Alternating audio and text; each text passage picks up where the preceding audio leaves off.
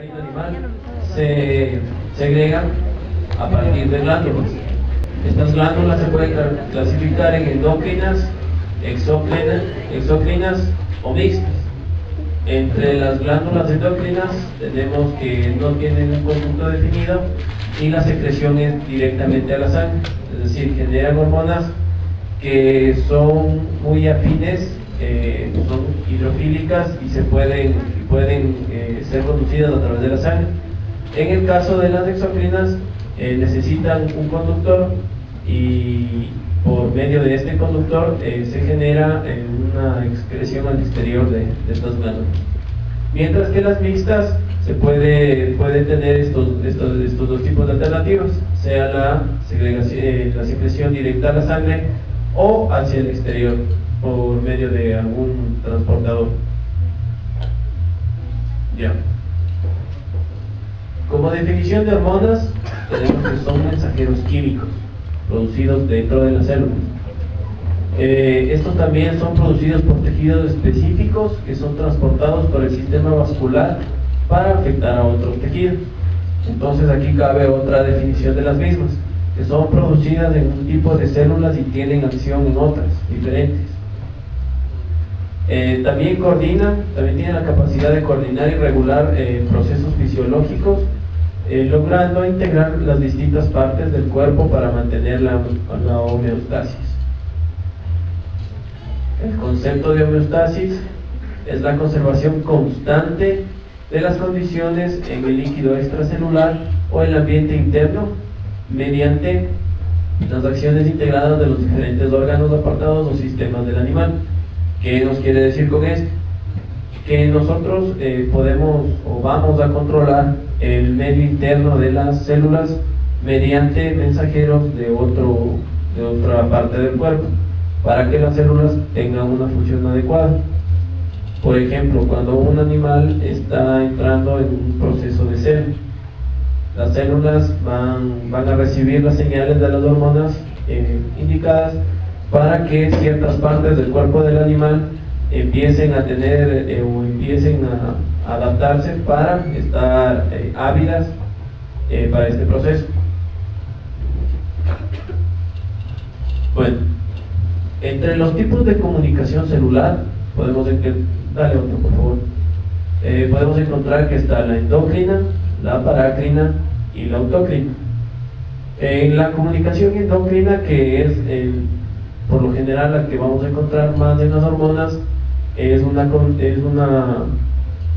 tipo de comunicación que va guiado a la sangre. Por eso las células sacan sus hormonas o lo que quieran pasar a otras células que están en partes distantes del cuerpo a través de los conductos sanguíneos.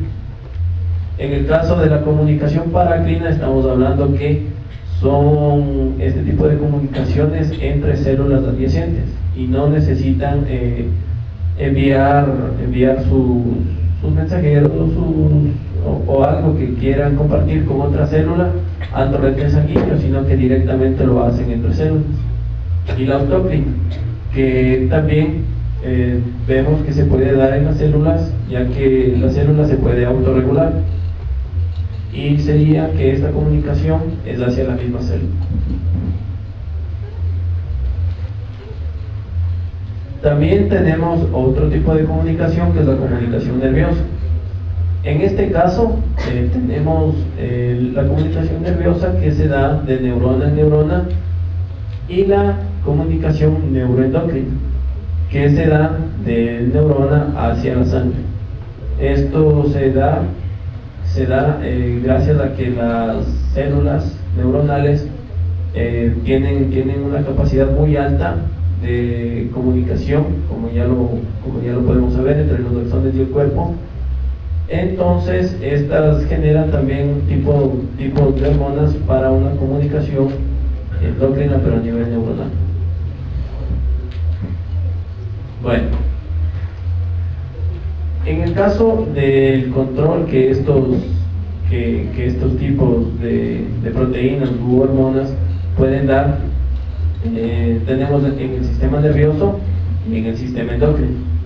El control que se puede dar, o los sistemas que se pueden dar de control, tenemos que podemos tener el sistema nervioso, y este control se lo da a partir de señales eléctricas y tiene un efecto rápido y de corta duración, y es vía de los axones. ¿Y alguien me puede ayudar con la definición de qué es un axón?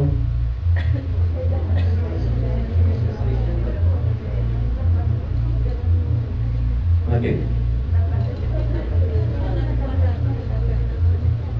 Las colas de las neuronas. Las uniones.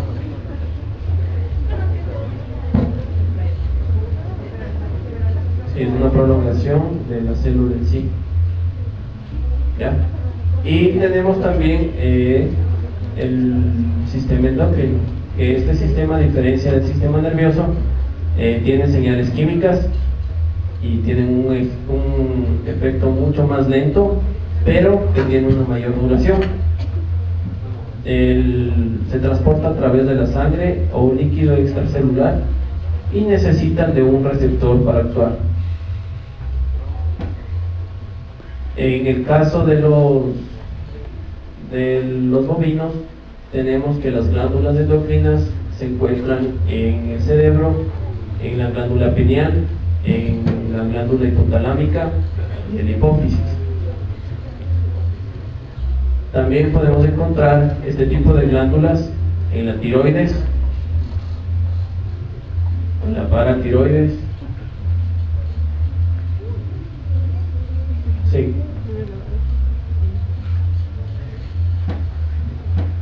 Ya.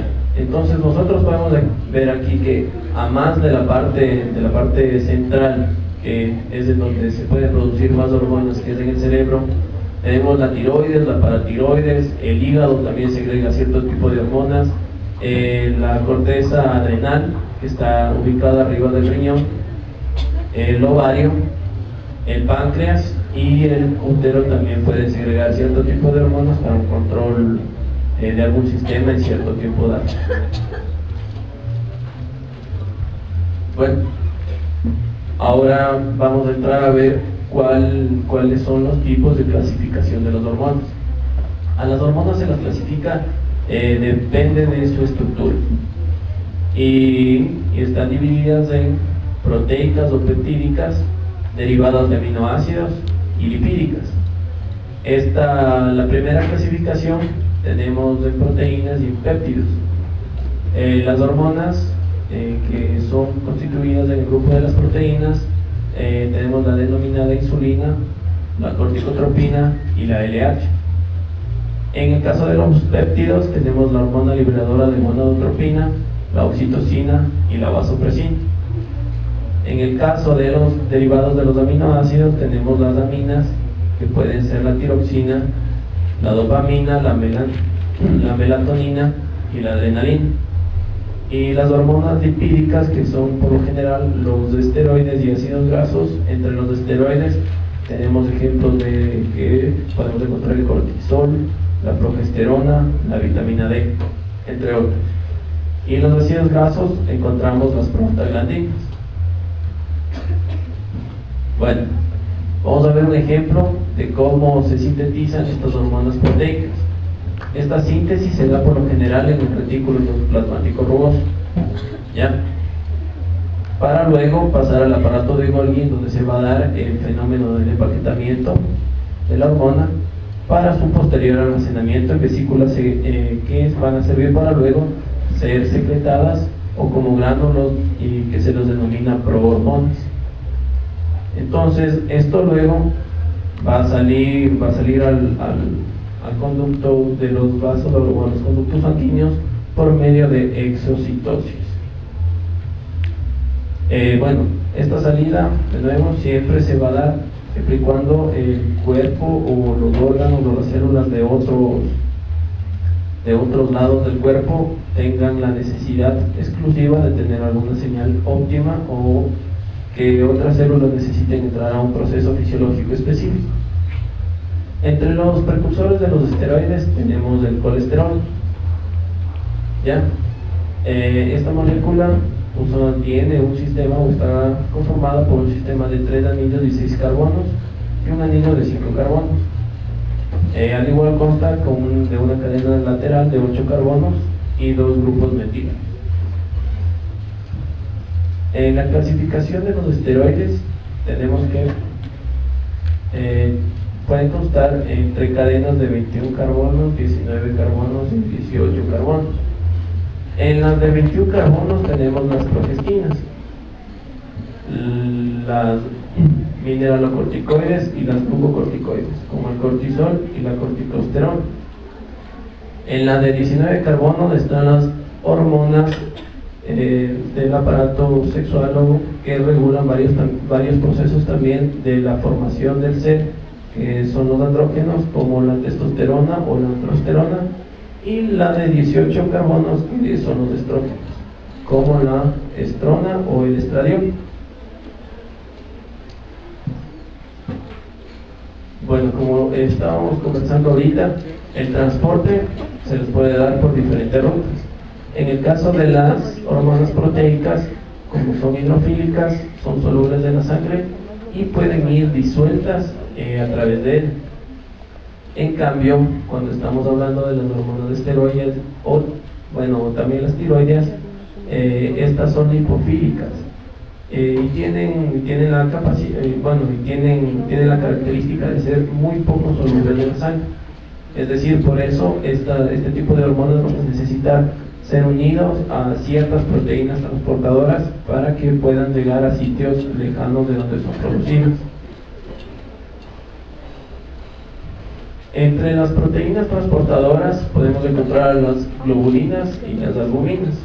Este tipo de proteínas, como las globulinas, son específicas, tienen alta afinidad, pero tienen una pobre capacidad de transporte, mientras que las albuminas son inespecíficas, tienen una baja afinidad, pero sirven como un medio de transporte muy rápido y tienen una alta capacidad para realizar. También debemos anotar que el equilibrio entre hormona unida y la sangre es del 1.5% cuando ésta se libera, y solo la hormona libre puede entrar a una célula blanco. Es decir, si una hormona es transportada por un tipo de proteína, esta proteína debe llegar a un receptor en la célula y luego empieza un proceso que ya lo vamos a ver, que le va a servir a esta hormona para entrar a la célula. En el caso de la transmisión del mensaje, nosotros encontramos que esto es muy similar a lo que pasa con las enzimas. Es decir, van a tener un mecanismo de llave, cerrojo o cerradura. Es decir, cada hormona va a tener un receptor específico en una célula y es en la cual ésta se va a unir. La especificidad del receptor para una hormona es altísima, es bien alta, por eso es muy específica una hormona. El receptor solo está presente en las células blanco y la sensibilidad de la célula depende del número de receptores. Bueno, acá podemos ver ejemplos de cómo va a estar ubicado un receptor. Este receptor puede estar en la membrana, en el caso de una hormona proteica, y va a ser exclusivamente apto o afín para la llegada de esta hormona. Pero en el caso de la hormona esteroidea, estos receptores van a estar ligados a las proteínas de transporte, y estas proteínas de transporte van a ser las responsables de hacer que las hormonas ingresen dentro de la célula.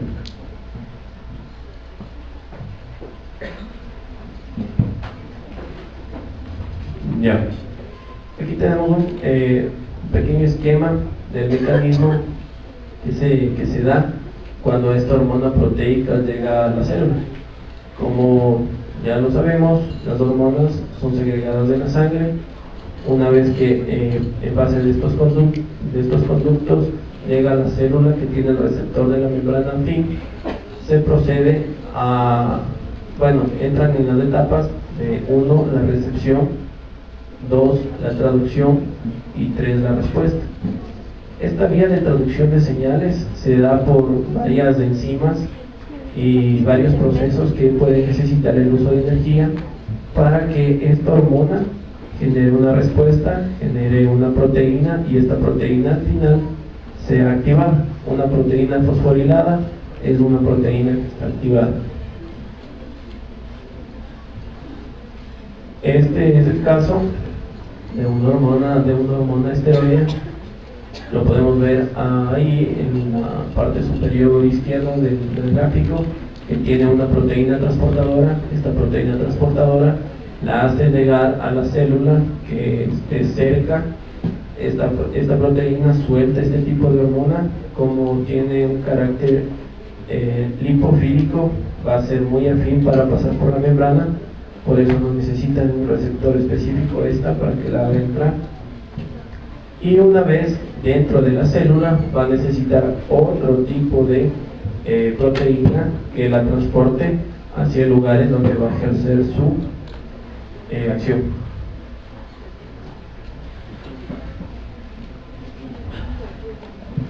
Bueno, un paso o un tema importante también es el metabolismo hormonal, ya que estas hormonas deben, como ya sabemos, tienen una vida media y también van a ser metabolizadas por las células.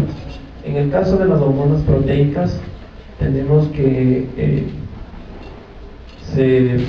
pueden ser fraccionadas en el hígado por cierto tipo de enzimas que pueden ser que son las peptidasas. En el caso de las hormonas esteroideas, en el hígado también estas se solubilizan conjugándolos con sulfatos o glucurónidos.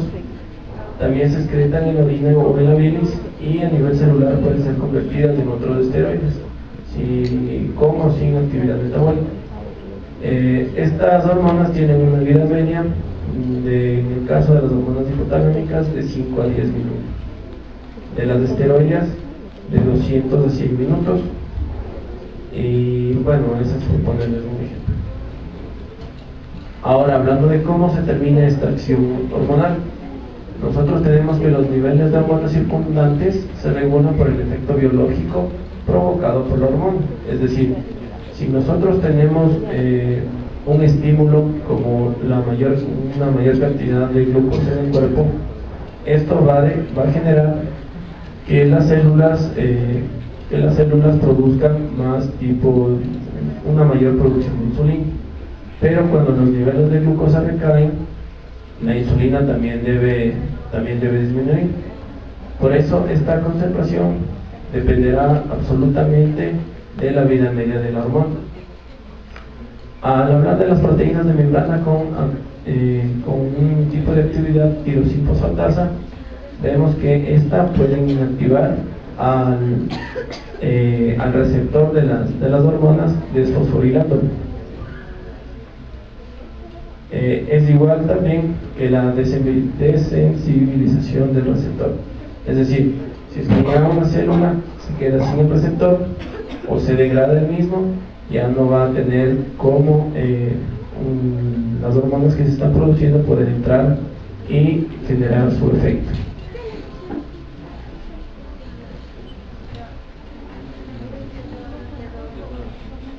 Bueno, ya para terminar,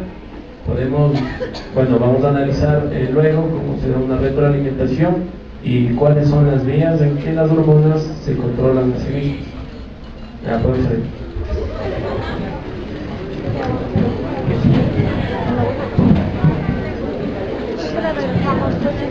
¿A qué hora regresamos? ¿Cuáles eran las técnicas por las que se podría conservar el semen de un animal? Entonces se llega a descubrir que el semen se lo puede congelar a temperaturas de menos 20 grados utilizando nitrógeno líquido, y así se logra conservar bien y se lo puede llevar de un lugar a otro, cubrir grandes distancias, y el momento de ser inseminado o ser utilizado para realizar este tipo de técnicas, la inseminación artificial no tiene ninguna afección en su estado físico ni en su conformación genética. Entonces empiezan a aparecer este tipo de técnicas como la inseminación artificial. Ya, como les contaba, para poder lograr esta técnica debemos tener una disposición del semen, debemos disponer este semen que tenemos en el tracto reproductivo de las hembras sin una cópula natural, por eso el nombre de artificial. El semen es obtenido en un tiempo adecuado o remoto, eso no importa, ya que este va a estar congelado y bien conservado. Como le dije, se lo almacena en nitrógeno líquido a temperaturas bajas. Siempre se busca obtener este material genético de toros de razas puras con antecedentes buenos de producción y probados. Así se van sacando los animales que son certificados. Y para la compra de este tipo de, bueno, primero se lo almacena en una especie de plástico que se lo denomina pajuelas. Entonces estas pajuelas tienen toda la información técnica del padre y les va informando acerca de cuán buena va a ser su producción, ya sea en leche o ya sea en carne, que su progenie va a tener.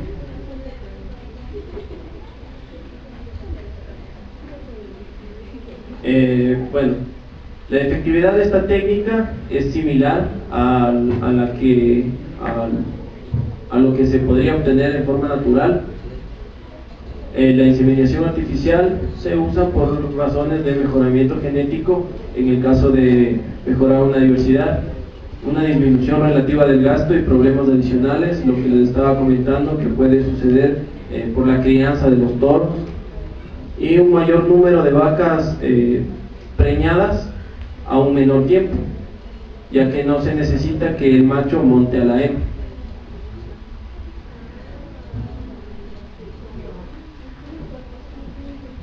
Bueno, en la historia que más o menos se ha dado para tener este tipo de tecnologías, vemos que puede empezar desde 1677 y van avanzando cada año y desarrollando un poco más este tipo de tecnologías.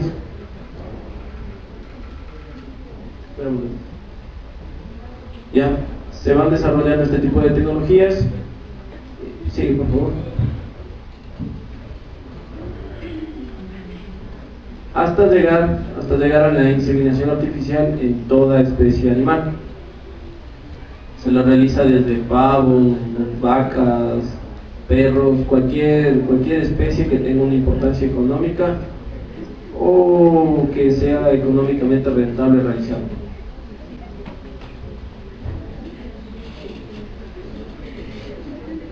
Bueno, acá tenemos un estado actual de cómo va la industria y cuántos son los millones que se pueden lograr vender en los Estados Unidos. Vamos a ver un pequeño video. ¿Cuál crees que sería una alternativa de no utilizar la transgencia? Hablando en el caso de los animales.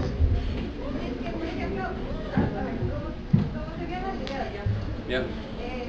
Las primeras imágenes de lo que tiene que ver con vacunas, eso a mí me pareció un poco asqueroso, repugnante, porque los animales prácticamente todo ese peso, esa masa, son prácticamente duplicados su peso que tiene que aguantar ese pobre animal. Entonces, ¿cómo vas a soportar eso? Aparte de eso, los pollos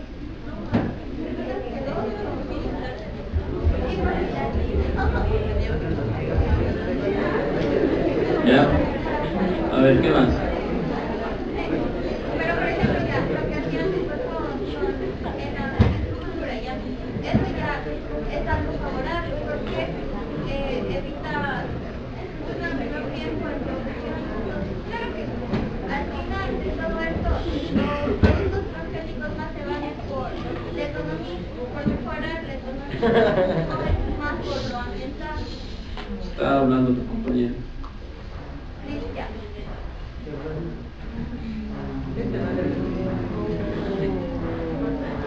Sí. No, ya no quiero hablar.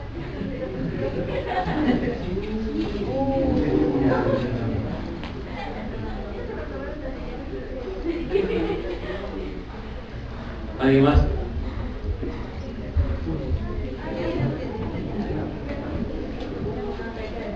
A ver, Cristian, ¿qué nos puedes ayudar?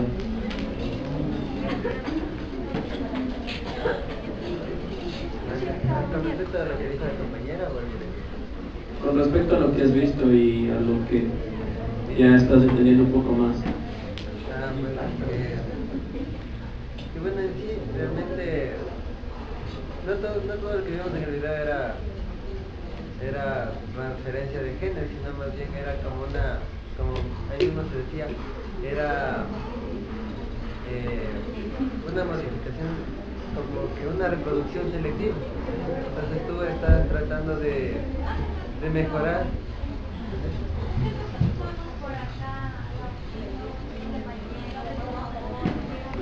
Ponte de pie. Ponte de pie. Ya. Entonces, decía A ver. que bueno, en sí lo que se vio en el video no necesariamente tiene que ver con una manipulación genética real, digamos, en el genoma, sino más bien es como una reproducción específica, selectiva, viendo los animales que se adaptan mejor al medio o viendo características que tenían animales en específico. Entonces, bueno, por un lado también decían que era bueno, su compañera dijo que era bueno ecológicamente hablando, ambientalmente hablando, pero también sabemos que por lo general la industria ganadera al emitir gases colabora, digamos, con la contaminación y con el calentamiento global. Entonces, es por una parte necesaria la manipulación genética para nosotros tratar de remediar o de disuadir esta clase de impactos ambientales como ingenieros de biotecnología ambiental. A ver, en cuestión de biología molecular, ¿cómo ves tú esta parte? ¿En cuestión de biología molecular? Sí. En cuestión de biología molecular, ¿qué es un transgénico y qué hace un transgénico? Hablando con términos de biología molecular. Ya, entonces, el transgénico en sí, en términos de biología molecular, digamos, es una transferencia de genes de una especie a otra por medio de cualquier tipo de medio, como puede ser un plasmio, como estábamos hablando, o puede ser por cualquier agente viral dentro de la especie, por biobalística o por diferentes técnicas, la cual en sí hace que el gen pueda desarrollarse, pueda, como decir, sí, en sí desarrollarse, pero también pasar a las nuevas generaciones para nosotros tener un producto final, el cual pueda seguir a través del tiempo. Puede expresarse, le puede seguir ayudando. Claro. O sea, quería completar una parte de que no nos vayamos tal vez a la parte del aspecto físico que tienen. En algún momento eso que nos produce tal vez repugnancia ahorita va a ser necesario, tal vez en algún momento. No lo digo que no hay fechas porque sin duda el crecimiento de la población humana es exponencial y en este último siglo especialmente hemos visto que o sea, todos los seres vivos tienen un depredador natural, excepto los seres humanos. Nosotros no tenemos obviamente antes de morir, algún animal o además de las enfermedades, ¿no?, que son causadas por bacterias o virus, pero nosotros hemos controlado eso, estamos controlando todo eso y de esta manera el crecimiento humano no está siendo hasta cierto punto controlado y nos va a faltar recursos. Y yo creo que estos experimentos o pruebas de laboratorio que ahora se están haciendo en algún momento van a ser muy necesarios y es ahí cuando las leyes van a tener que hacerse más tolerantes y también nosotros también vamos a tener que crear inventivas como estas o mucho mejores. Desde el punto de vista que acabamos de ver acá, de esta doctora que hablaba y de este ecologista que tenía. ¿Qué opinión tienen? ¿Cuál de los dos puntos seguirían? Nos damos cuenta que no ha sido tan fácil como en el video nos lo querían hacer ver, ¿cierto? Por eso no siempre hay que creer todo lo que se ve ni todo lo que se oye, sino empezar a ver por uno mismo cuáles son las causas de cada cosa. Ahora, si nosotros decimos que hemos estudiado el código genético, eso es una parte del problema, porque luego de la genómica viene otra ciencia complementaria que se denomina la proteómica. La proteómica es el estudio de las proteínas y cómo son formadas y para qué van a servir. Entonces no es tan sencillo solo decir que cambio un gen y este gen me va a producir las proteínas que yo quiero. Bueno, ya logro eso, y si es que estas proteínas no funcionan como yo quiero, o si es que algo más interrumpe la función adecuada de las proteínas, son cosas a tomar en consideración. Pero lo que decía esta doctora también era en parte cierto. Nosotros hemos intentado manipular tanto plantas como animales para nuestra conveniencia, ya sea por capricho, ya sea por necesidad, por cualquier motivo. Pero una cosa es manipular naturalmente algo que lleva años y tiempo, y otra cosa es intentar insertar un gen que te puede durar unos pocos años, un par de años quizás, e intentar explicar que eso está bien. ¿Cómo sabemos que esos pollos sin plumas no produzcan alguna otra vaina? Vemos que una proteína propia de los machos de los pollos, cuando reacciona con la luz, les da esa coloración. Eso por lo general sucede en esas especies, pero empezó a estar presente en todo el cuerpo. Entonces no sabemos cómo estas proteínas van a responder ante los medios que nosotros les pongamos. Entonces esto es digno de estudio y no es una cosa que se pueda decir de la noche a la mañana o de un día para el otro o con cierto tiempo que va a estar bien o que es totalmente seguro. Por eso yo considero que las leyes implantadas hoy en día en todo el mundo para el control de esto son buenas. Son buenas y no tan buenas tampoco, porque siempre están de la mano con intereses. Pero bueno, para eso estamos nosotros, sí. Bueno, con lo que tú comentas, al tratar nosotros de todo lo que es transgénicos y alteración genética, es saltarnos el paso de selección natural, ya que por la decadencia que va en una contaminación, va a ser un decrecimiento para todo lo que se viene con el avance de la población y la tecnología.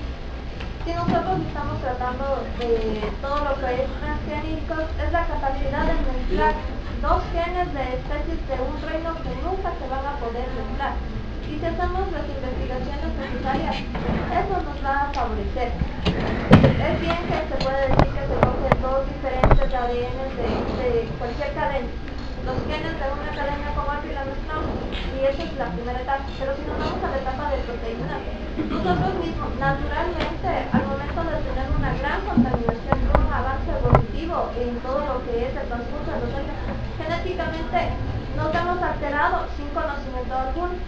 Todo conocimiento y toda ciencia que va avanzando genera miedo por el cambio y a veces por la ignorancia de todas las personas que estamos en este mundo, porque tenemos miedo a lo desconocido. Entonces, si nosotros nos ponemos a capacitarnos y a estudiar y a dar un salto de fe que va a mejorar la calidad de vida con los transgénicos y con un estudio especializado, en verdad vamos a mejorar que prevalezca la especie humana y así evitar que se siga matando al mundo, pudiendo tener la suficiente capacidad de en un espacio reducido tener las condiciones apropiadas para cada ser humano y evitar así que se amplíe la famosa huella ecológica. Es buscar soluciones, no tener miedo a lo que se venga. Todo cambio genera un miedo, pero si nos vamos a acercar con eso, nosotros vamos a ser los propios autores que vamos a facilitar nuestra propia extinción. Queremos prevalecer, pues para lograr eso necesitamos cambiar. y tenemos que cambiar la mentalidad. Nosotros nos quejamos de que tal vez consumimos alimentos transgénicos. Lo venimos haciendo ya hace más de 10 años cuando Estados Unidos sacó lo que es la energía transgénica, la cual se hace el aceite. Nosotros ya consumimos transgénicos desde hace mucho tiempo atrás. El hecho de que los transgénicos ahora estén ya en su apogeo, es decir, que están saliendo al mercado ya productos que son transgénicos, por ejemplo en este caso hablando de salmón, de transgénicos, de pollos. Si bien es cierto, nos facilita a nosotros el trabajo, como es en el caso de los pollos sin plumas, sin escamas, nos facilita el trabajo en climas cálidos, se podría dar un mejor mantenimiento de estos pollos. Pero si bien es cierto, también tienen un gen alterado, como dijo, se les trajo el gen que produce las escamas, que es el mismo gen que controla el crecimiento de las plumas. Entonces, los transgénicos por una parte nos ayudan a nosotros a tener mayor cantidad de alimentos porque lo necesitamos, y por otra parte nos queda esa duda de que qué va a pasar si seguimos consumiendo transgénicos, qué va a pasar de aquí a un determinado tiempo, porque los transgénicos pueden, pero también no pueden producir una alteración en nuestro organismo, pero también podrían ser los factores principales que produzcan una enfermedad radical en los humanos. Es decir, sería un arma de una navaja de doble filo. A ver, una pregunta en la parte de atrás. ¿Qué opinan ustedes cuando hay una presencia de una nueva proteína en la célula? ¿Cómo piensan que reaccionaría todo el mecanismo celular en la presencia de algo exógeno ahí? Digamos que ustedes introducen un nuevo gen y este nuevo gen produce, ¿cierto? ¿Qué pasaría? Nosotros introducimos una cierta secuencia de material genético dentro de una célula y luego obtenemos resultados, obtenemos algo palpable, algo tangible que podemos ver, en este caso un mayor crecimiento de las especies o adaptabilidad a algún medio. ¿Qué pasó? Si los mecanismos celulares justamente están buscando factores externos que los pueden atacar para defenderse entre ellos, ¿qué pasó? Al momento que nosotros tenemos una alteración genética o trabajamos con lo que se llama célula, antes de que exista el ser humano y exista la manipulación, entendemos que la célula es un ente con una capacidad de autoselección. Si actualmente nosotros estamos haciendo la modificación de este ente, entendemos que si se da una alteración proteica en el sentido del que tú te refieres, es decir que esto se adapta al medio de la célula. Y si la adapta es porque tiene una codificación propia para que ésta se evolucione y sea ingresada al medio, sin que exista alguna alteración. Todo lo que se ingresa y se adapta es porque cumple las condiciones de un patrón para que salga al medio. Si no se genera y esto no se adapta, es porque automáticamente se destruye, se podría decir así. Entonces ya depende de cómo se dé la adaptabilidad. Eso es saltarse la famosa selección natural que se da a través de los años. Bueno, esto también se puede dar porque puede desactivar los candados existentes para que no se reconozca, para que esta proteína no sea como un agente externo. Entonces, esto sucede generalmente, por ejemplo, con las mutaciones genéticas de los seres humanos, naturalmente, cuando nace una mutación, cuando una trisomía, significa que ese candado que existió estuvo dañado. Entonces ese candado lo que hace es asegurar que el material genético sea idéntico al original y que no exista ningún cambio.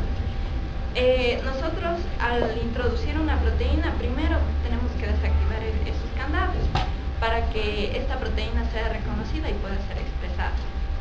En algunos casos, en otros casos, cuando el material genético es compatible, no hay necesidad de ello. Pero si hablamos de una especie a otra especie, tenemos que hacerlo. O sea, es algo que eso no puede ser reconocido porque no es compatible, es de otra especie. Entonces, nosotros estamos reprimiendo estos candados genéticos Y por esa razón también se corre el riesgo de que haya algún cambio, no solo lo que nosotros queremos. Tal vez esos candados tienen muchas funciones y ahorita no tenemos la investigación suficiente para saber qué nomás puede pasar. Entonces no podemos estar seguros que si hacemos un cambio, solo va a ser lo que nosotros queremos. Entonces yo creo que la biotecnología debe tener siempre sus límites. O sea, creo que la investigación es lo principal. O sea, primero investigar, saber las acciones de cada elemento, no de una y hacer la transgénesis, porque no sabemos qué efectos puede ocurrir. Entonces, primero saber qué elemento va a causar.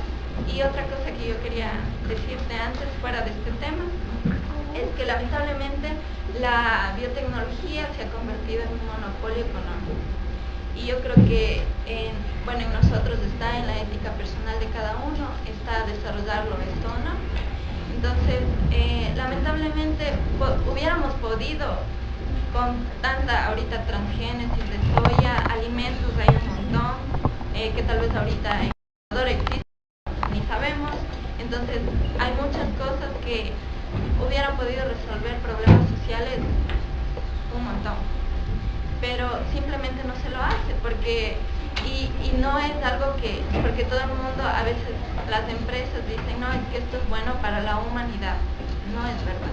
Las industrias, tal vez la persona que está investigando, tal vez puede decir, bueno, sí es bueno estoy ayudando o algo así, pero las personas que le están financiando esa investigación, las industrias, las transnacionales, es únicamente para crear monopolios de producción. Entonces, porque si esto se pudiera dar, ya se lo hubiera dado hace mucho tiempo. Todo el mundo sabe la pobreza terrible que existe en África y en Haití ahorita recién. Entonces, tanta tecnología que existe para producir alimentos transgénicos y la gente no tiene que comer, ¿verdad? Entonces yo creo que esto no debemos enfocarle a que es algo que va a ayudar al mundo, va a ayudar a la supervivencia del ser humano. Claro, va a ayudar a los que tienen dinero, a los que viven en un país como el nuestro que puede ser beneficiado, pero en realidad no es algo que es por toda la humanidad, es un monopolio económico que lamentablemente está creciendo con las investigaciones. ¿Qué opinan acerca de eso? ¿Lo oyeron? ¿Qué opinión tienen? ¿Por qué no podría esto servir para todo el mundo? ¿O por qué solo sería para gente que tiene bastante dinero?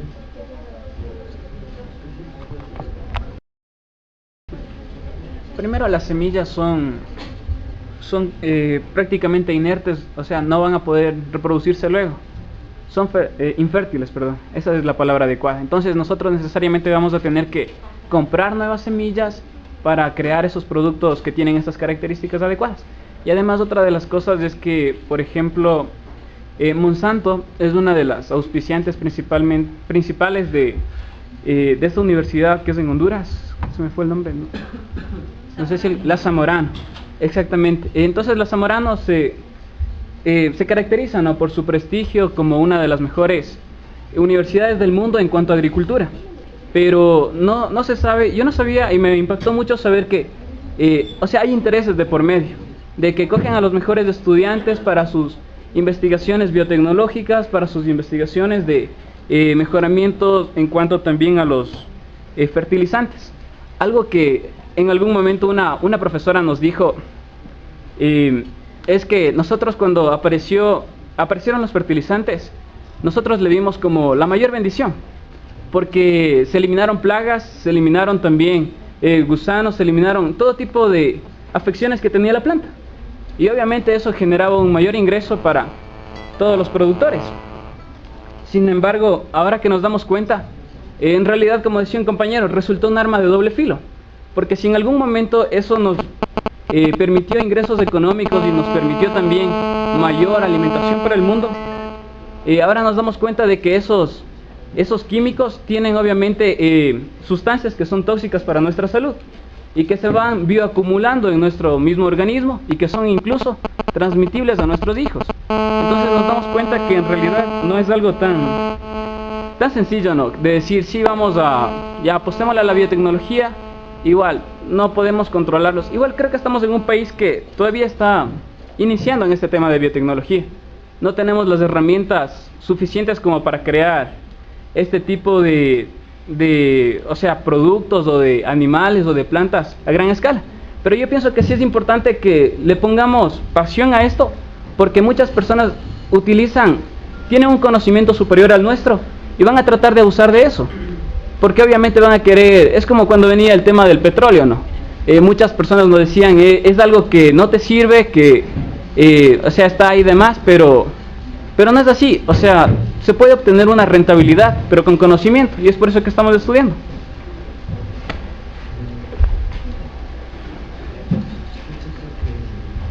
Lo que pasa es que también falta, no sé, Aló. por ejemplo nosotros, porque estamos estudiando y sabemos un poco acerca de este tipo de cosas, sabemos lo que es un transgénico, a qué consecuencias lleva, cuáles son los beneficios que esto trae, porque siendo sinceros no es que solamente nos produzca dificultades de todo lo que es de nivel económico, ambiental, sino nos trae muchos beneficios a nivel mundial, no solamente, bueno, sí podrá ser que los países subdesarrollados y desarrollados son los que más se benefician, pero no simplemente estamos basados en nuestras creencias.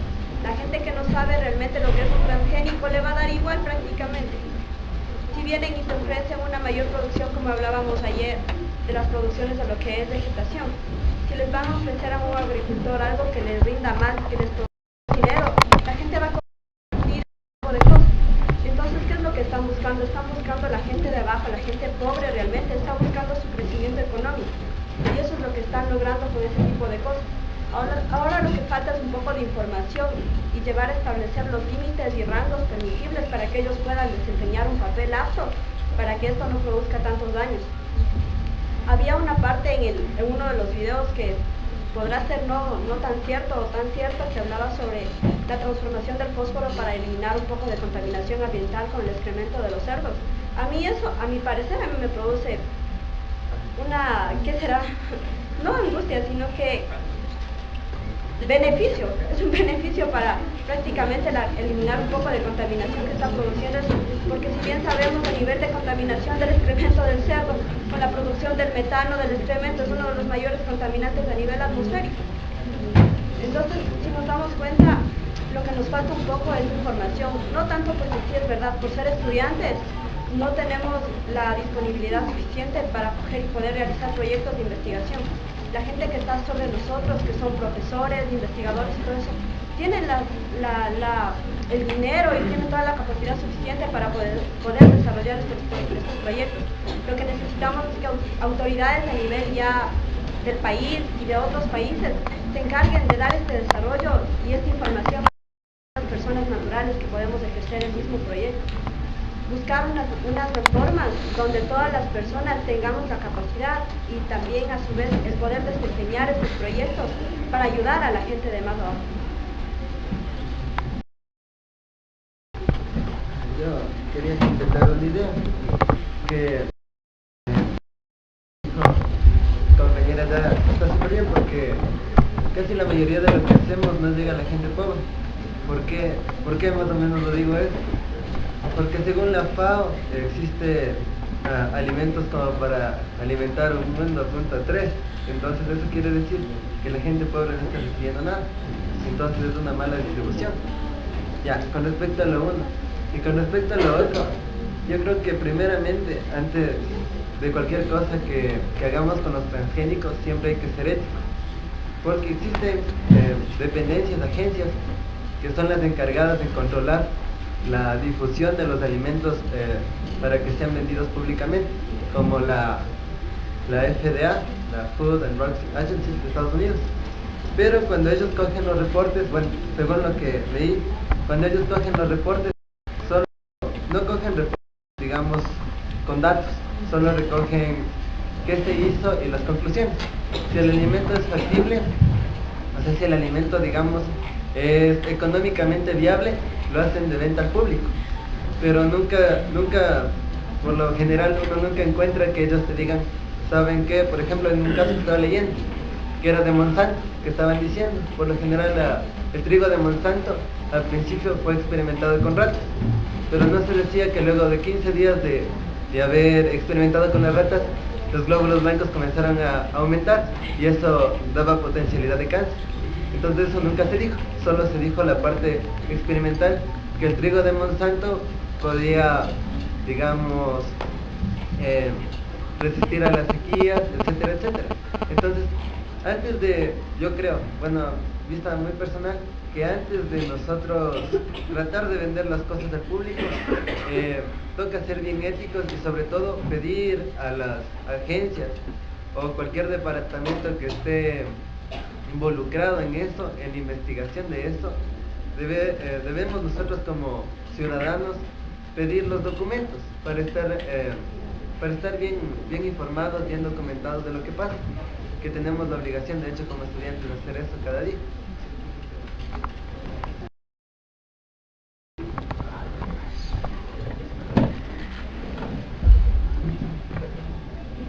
Bueno, concuerdo en gran parte con todo lo que aquí se está opinando y se está hablando y sobre todo lo que ustedes están estudiando es para aprender qué tipo de cosas están en auge en este tiempo y buscar respuestas a problemas. Entonces las respuestas a problemas solo se puede lograr entendiendo o estudiando o conociendo las cosas. Por ejemplo, ahora podemos ver cómo mitigar una contaminación ambiental por medio de un tipo de biotecnología animal. Podemos ir un poco más allá del problema o al mismo problema inclusive. Entonces vamos viendo que todo se sigue ligando, todo se sigue uniendo. El cómo hacer las cosas, por qué hacer las cosas. Entonces solo está en cuestión de seguir aprendiendo y seguir interesándose por todo lo que, por toda la potencialidad que tiene lo que están ustedes revisando y lo que ustedes están estudiando. Porque más allá de trabajar solo con químico, solo con cosas mecánicas o cosas industriales, ustedes están trabajando con vida. Y cuando están trabajando con vida tienen un campo totalmente amplio. En el caso de la clonación se puede definir como la generación de individuos genéticamente idénticos o denominados clones trasplante de núcleos. Ojo con esta definición, solo está diciendo individuos genéticamente idénticos, más no fenotípicamente idénticos. Dos clones pueden tener características físicas un poco diferentes o no verse iguales, pero desde el punto de vista de la carga de genes tienen los mismos. Bueno, aquí un poco de la historia y de lo que se ha hecho. Todo esto de la clonación no precisamente empezó con Dolly, sino se empezaron a clonar ciertos tipos de ranas y empezaron a verse estos experimentos. Luego, en el 84 se empezó a trabajar con peces con finalidades de ver cómo manipular el genoma de los mismos. Luego, entre el 96 y el 97 se empezó a dar el aparecimiento de este nuevo tipo de tecnologías, pero ya aplicadas en mamíferos con células un poquito más complicadas, por así decirlo. Luego se empezaron a clonar ratones, que por lo general hasta la fecha es lo más común. Luego empezó el interés de producción comercial con el ganado bovino, con el porcino, luego con cierto tipo de mascotas. De ahí pasaron a generarse mamíferos mayores como los caballos. También para realizarse varios estudios empezaron a trabajar y hacer mayores cambios en ratones, y se ha escuchado también que últimamente se ha empezado a tener estas tecnologías para la clonación de mascotas, igual como los perros. Entonces, ¿cómo funciona esto? Como lo está explicando, nosotros vamos a trabajar con un microscopio que nos va a permitir ver primero el óvulo con el cual vamos a trabajar. Ese microscopio va a tener un equipo que nos ayuda. Si pueden fijarse, a la izquierda del óvulo que está arriba hay un elemento que genera un diferencial de carga y atrae por este a los óvulos que están presentes en un medio. Una vez que el óvulo está fijado, nosotros podemos extraer mediante unas jeringuillas especiales, unas micro jeringuillas, podemos extraer todo el material genómico del núcleo de ese óvulo y prácticamente dejarlo sin ningún material, para que luego nosotros podamos introducir el núcleo de cualquier otra cosa que nosotros queramos clonar, y de esta manera conservamos totalmente las características genotípicas de algún tipo de individuo.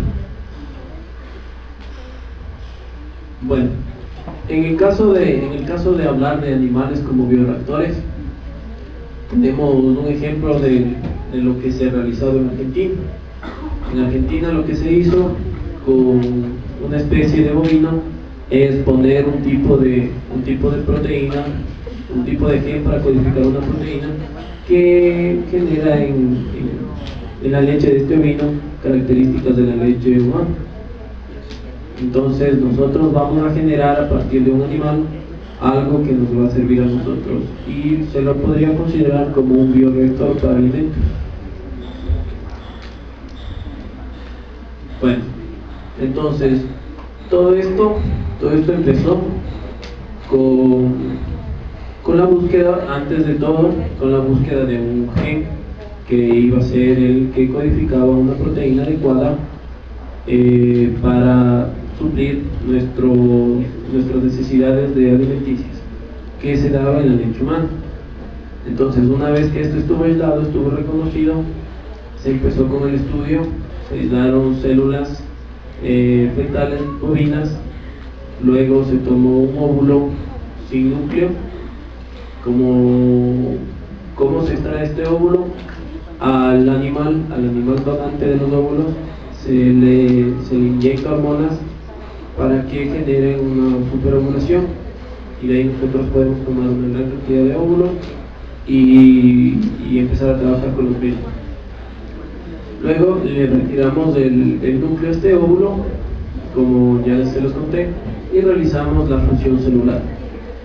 Para luego a estos embriones que tenemos ya sembrados, por así decirlo, ya los tenemos fecundados, vamos a vacas nodrizas y los introducimos en ellas. Cabe recalcar que el éxito de este experimento o de este ensayo es muy bajo, así que no es muy fácil que todo lo que nosotros insertamos o querramos clonar va a salir así como tal. Y luego, si es que todo sale bien, nosotros tenemos nuestro ternero de una raza y con una producción de esta proteína en la leche. Entonces esto fue una gran noticia en todos y fue publicado en varias partes del mundo, y aquí tenemos cómo está dispuesto el gen. Vemos que tenemos un promotor, el gen como tal, y las secuencias de terminación. Otra vez, y aquí podemos ver cómo nosotros podemos obtener la enzima, la proteína que es de nuestro total interés.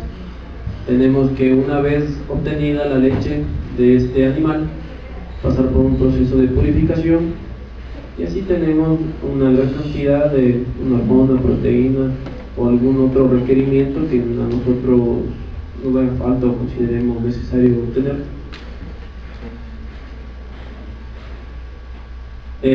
Esto también para que esto sea llevadero o sea sustentable en el tiempo, tenemos que seguir conservando todo nuestro material genético como tal, y no debemos dejar que este se mezcle o se pierda. Entonces aquí entran las denominadas técnicas de clonación para seguir teniendo nuestro ganado apropiado. Aquí quiero recalcar que el ganado o el animal o la especie bovina era una especie de Jersey. Bueno, era de la raza Jersey de bovino. La raza Jersey es muy cotizada por sus altos niveles de producción de leche, pero no necesariamente tuvo que ser insertado este óvulo en una vaca Jersey, sino que se la generó en otra, en una madre nodriza o sustituta. Pueden tomarse vientres de alquiler en especies que tengan mayor capacidad, mayor afinidad por transmitir los nutrientes al feto en sí. No necesariamente debe ser lo mismo de una misma especie una madre nodriza.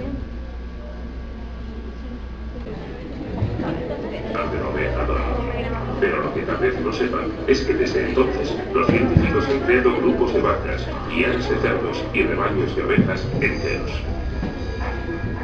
La siguiente visita de Hills en la granja es a un grupo de vacas que se llevan la palma, toda una manada de clones.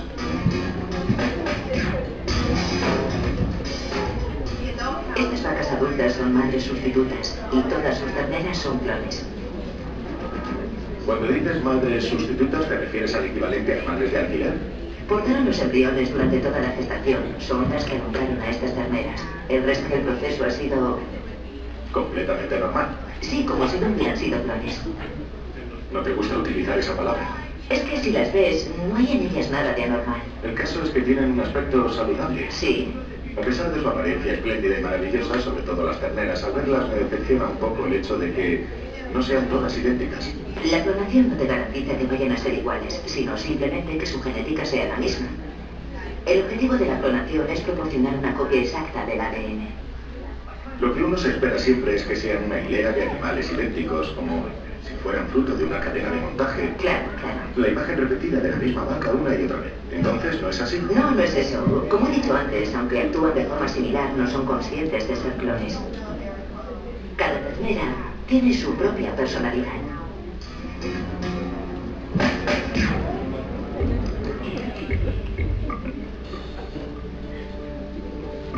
Pero, ¿cómo se crea un clon?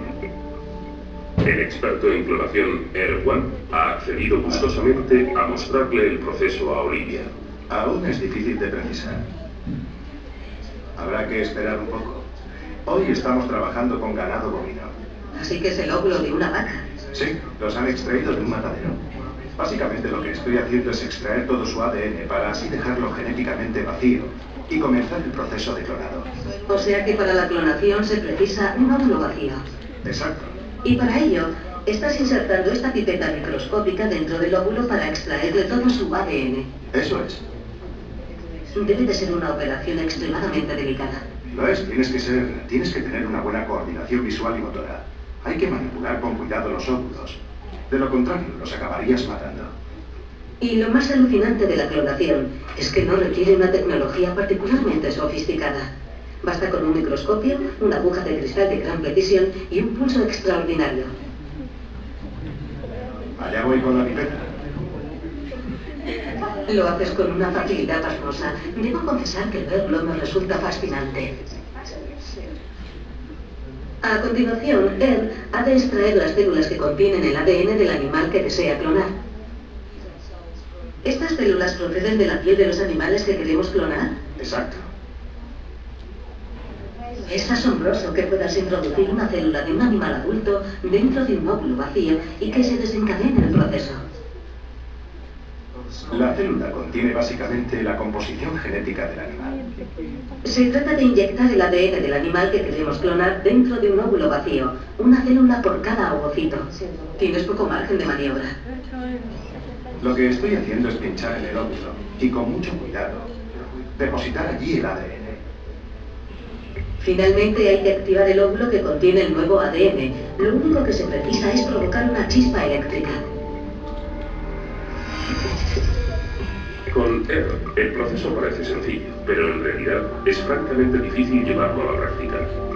La oveja Dolly fue la única superviviente de 300 intentos. Pero una vez conseguido, la recompensa es grande, porque una vez que hemos dado con el animal perfecto, entonces ya podremos clonarlo y repetirlo una y otra vez. Es como una fotocopiadora biológica. Y bueno, para finalizar, Solo quería conversarles acerca de un poquito de lo que es los xenotransplantes, de los que hemos venido hablando todo el tiempo. Los xenotransplantes es de utilizar un animal transgénico para acoplar o cambiar algo en este animal y que alguno de sus órganos pueda ser aprovechado o útil para nosotros.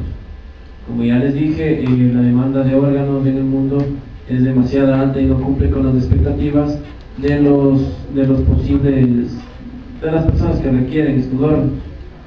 Pero las cosas no son así, no son tan sencillas como suenan. No es solo un hecho de coger y liberarle a un órgano de un animal transgénico de todos sus receptores para que no tenga una respuesta inmunitaria en nuestro cuerpo, porque ese es el principal problema de un trasplante, ¿no es cierto? Inclusive si es que un humano trasplanta un órgano a otra persona, este órgano puede ser rechazado, porque el cuerpo de esa otra persona le puede reconocer a este órgano recién introducido como un ente extraño y puede tener una reacción de rechazo para el mismo. Imaginen lo que pasaría, o lo que pasa en realidad, con los órganos de otras especies de animales. Con más razón, el ser humano rechazaría los mismos. Por eso la investigación se ha basado en intentar silenciar los genes que producen sustancias o proteínas ligadas a la pared o a las células de todos estos órganos. ¿Tienen entendido cómo se da la respuesta inmunológica en las células del cuerpo? ¿O por qué hay una respuesta inmunológica de las mismas?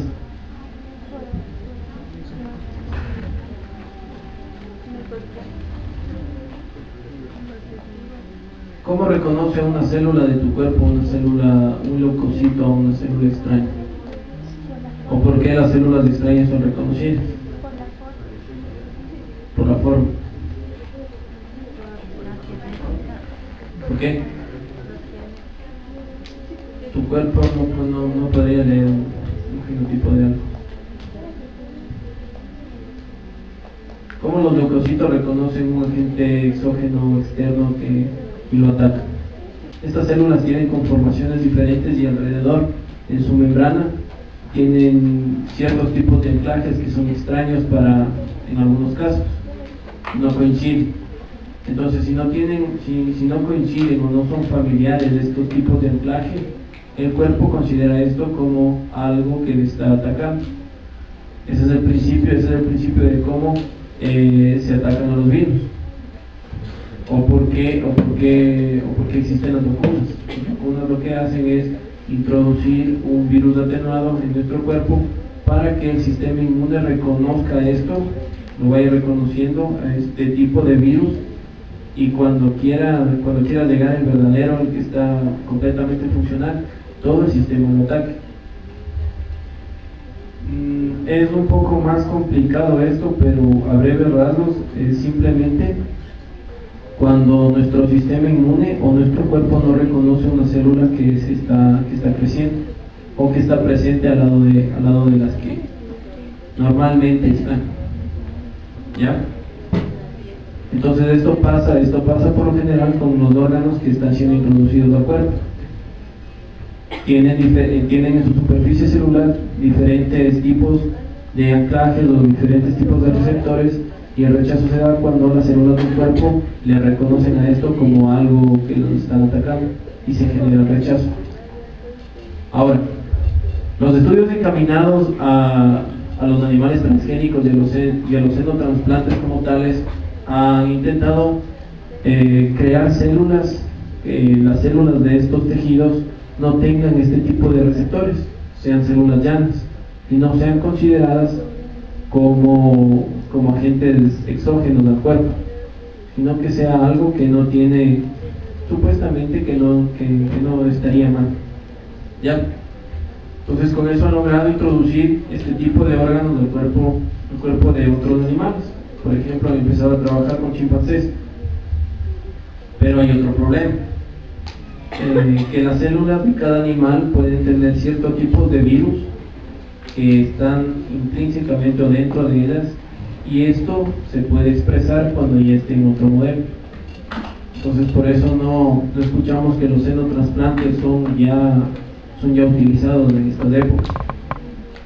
Las enfermedades zoonóticas pueden ser traspasadas más fácilmente a través de ellos. Entonces hay que tener una mayor clase de investigación y generar órganos totalmente sanos que estén desprovistos de cualquier enfermedad propia de la especie de la cual se las va a extraer. Gracias.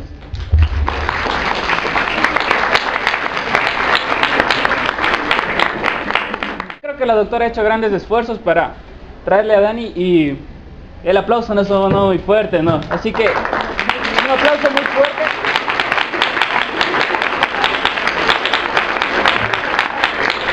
Queremos agradecerte también por todo este tiempo que tú nos estás dedicando a nombre de todos los muchachos y felicitarte. Gracias.